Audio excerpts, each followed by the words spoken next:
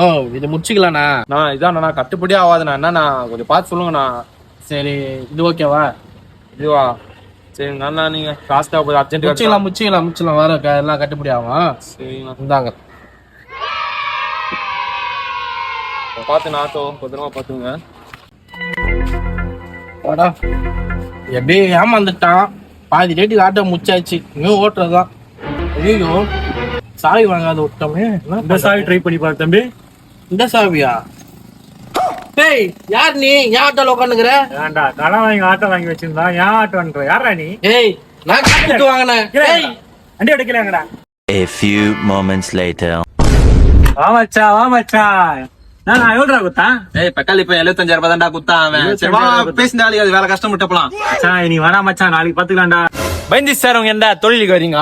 வீட்டுல போய் பால் குடிச்சு பாருங்கடா. ஐயோ என் காசு அப்ப ஏமாந்து நான் தானா? எங்க போய் அவனை தேடுது?